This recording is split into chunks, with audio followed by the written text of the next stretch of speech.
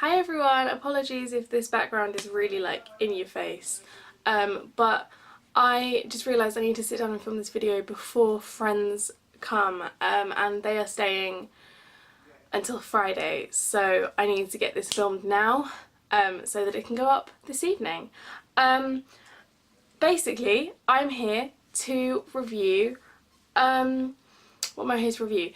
The Threepenny Opera from the National Theatre. It's currently there and I don't have a programme to show you. I would normally hold a programme and wave it around with me, but I don't have one, so I won't do that because I forgot to buy one for some reason.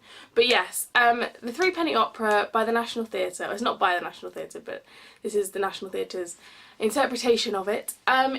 What is it? It's essentially the Beggar's Opera. So it's about people in rough parts of London, and it's a London-based show, or at least this version was, and it's really bloody good. I knew nothing going into this show. I just knew that it was called the Threepenny Opera, and in fact until we got to the theatre I'd forgotten what we were going to see because it was my birthday. Thank you, Lauren, for the tickets.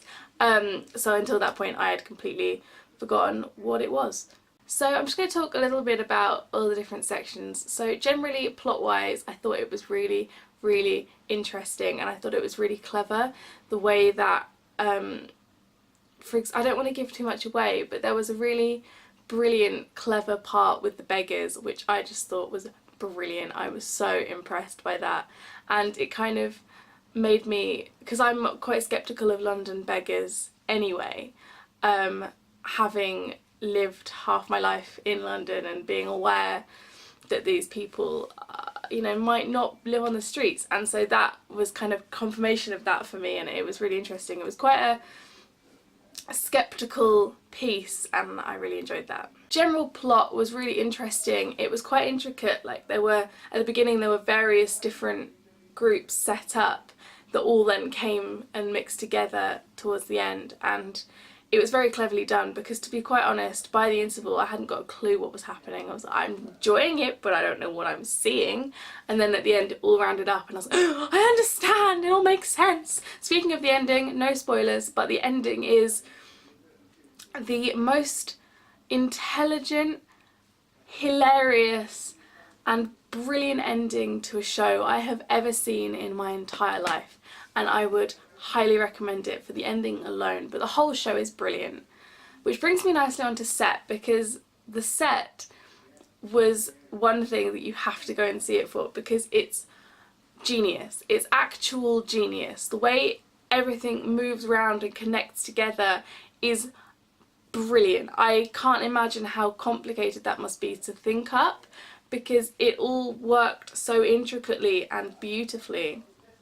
It was amazing, and there was one gimmick running through with the set that was constant, and it didn't stop being funny because they used it just enough times. If they'd have used it even a couple more times it would have lost its humour, but they used it so well. Oh, it's so good. I'm not giving any spoilers because I'm assuming that people who watch these videos are thinking, maybe I want to go and see this show, rather than I saw this show, what does someone else think? I don't know.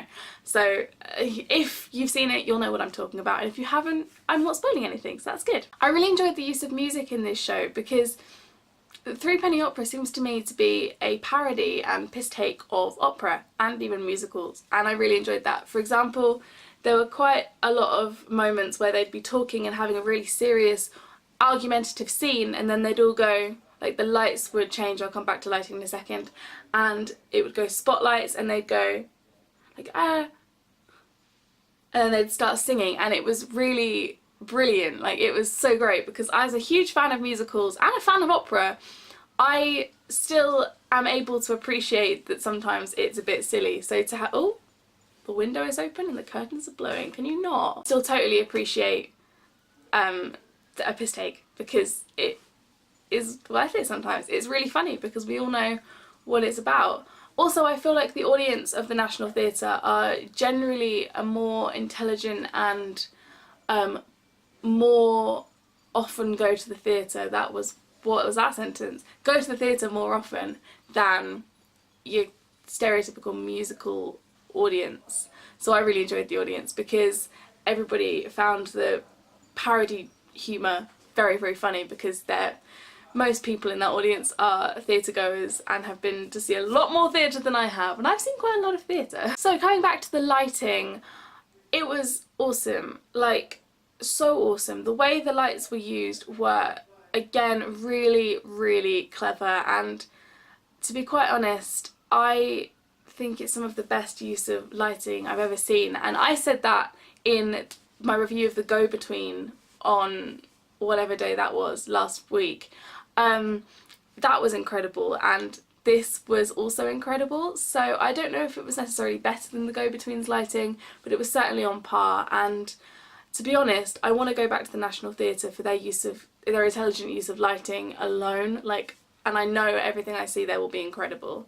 Costume wasn't the general forefront of the show, didn't steal the show by any means, it just fitted nicely with the concepts that were being used, which is exactly what you want, I think, from a show where the message is far more important than, well, the message is portrayed through how we do things. So yeah, the only real costume that stood out for me was, I cannot think of his name, he's the big overlord guy, I can't remember his name. It had a really interesting costume that was added to as he went, and I really loved it. Like, it was so interesting because it was only referenced once by the look of another character, and it was never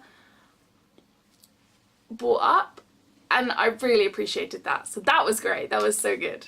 A pair of boots are brought up, and they are red and kind of Kinky Boots-esque, and that was interesting. They were an interesting addition to what would otherwise be a very plain Jane costume, and that really like sold us a character and sold us a story, and I really appreciated that. The only other thing I really want to say is that at the end, with this brilliant ending that I've already mentioned, it reminded me, and also kind of made me realise, that an audience will take a message away far better if they've been laughing than if they've been crying. And I think that's really, really resonant and true, and I will, I think, always remember that as a theatre goer, as a critic, as an actor. I will always take that away, because I think a lot of people came out of that show with a message. Not necessarily the same message, everyone came out with probably different messages, but they came out with messages better than they would have done had it ended where we all thought it was going, because we would have just been like, oh, that's okay, that's deep and that's harsh and horrible, and then we would have got on with our lives, because that's what we do, especially in Britain. We switch off to bad things. And that is everything. Thank you very much for watching. If you've seen anything at the National Theatre, let me know what you saw, let me know if you enjoyed it, and if you go and see this, please let me know what you think, and also, you should go see this. Bye!